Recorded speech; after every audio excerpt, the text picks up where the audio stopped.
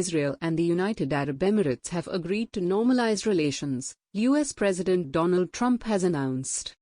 A joint statement by Mr. Trump, Israeli Prime Minister Benjamin Netanyahu and Abu Dhabi Crown Prince Mohammed Al Nahyan said they hoped the historic breakthrough will advance peace in the Middle East. As a result, they added, Israel would suspend its controversial plans to annex parts of the occupied West Bank. Until now, Israel has had no diplomatic relations with Gulf Arab countries.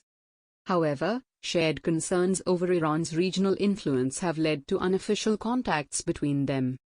In response to President Trump's announcement, Mr. Netanyahu tweeted in Hebrew, "Historic day." The UAE's ambassador to the US, Youssef Al-Otaiba, said it was a win for diplomacy and for the region.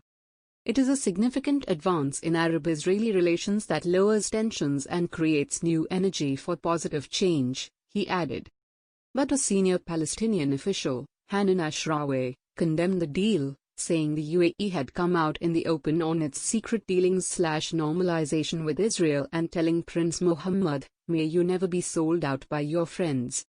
It marks only the third Israel-Arab peace deal since Israel's declaration of independence in 1948. Egypt signed one in 1979, and Jordan in 1994.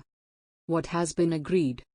In the coming weeks, delegations from Israel and the UAE will meet to sign bilateral deals regarding investment, tourism, direct flights, security, telecommunications, technology, energy, healthcare, culture, the environment, the establishment of reciprocal embassies, and other areas of mutual benefit. Opening direct ties between two of the Middle East's most dynamic societies and advanced economies will transform the region by spurring economic growth, enhancing technological innovation, and forging closer people-to-people relations, the joint statement says. Israel will also suspend declaring sovereignty over areas outlined in President Trump's vision for peace between Israel and the Palestinians, in which he backed an Israeli plan to annex Jewish settlements in the West Bank and the strategic Jordan Valley.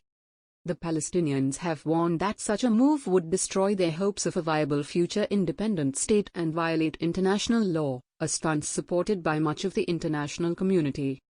The UAE Minister of State for Foreign Affairs, Anwar Gargash, said the UAE's recognition of Israel was a very bold step to stop the ticking time bomb of Israel's annexation of the West Bank.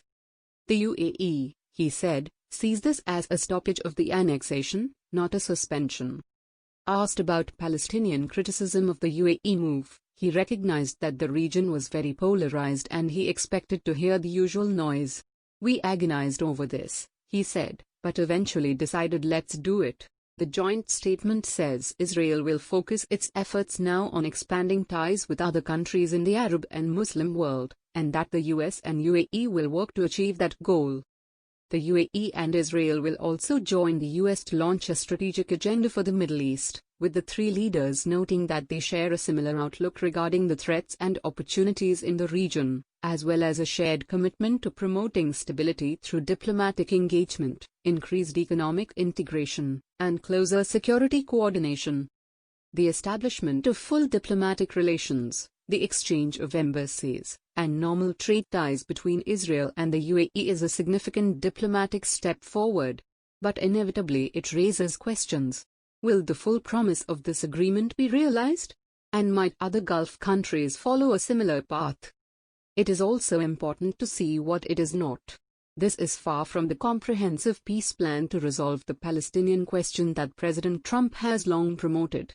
However, there are short-term benefits for all sides. The White House was first off the mark in announcing the deal. It is perhaps a small diplomatic feather in President Trump's cap at a time when his re-election prospects are looking more difficult.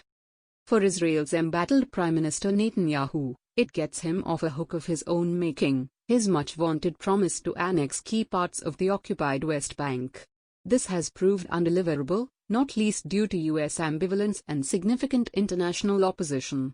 Mr. Netanyahu may see this peace initiative with the UAE as something that could bolster his chances if he precipitates a further Israeli general election. For the UAE, it is harder to say precisely what the immediate benefits are, though its relations with Washington will be strengthened and the deal with Israel may yield significant economic, security and scientific benefits. Overall, this is an agreement that potentially could offer both more and less than might first appear.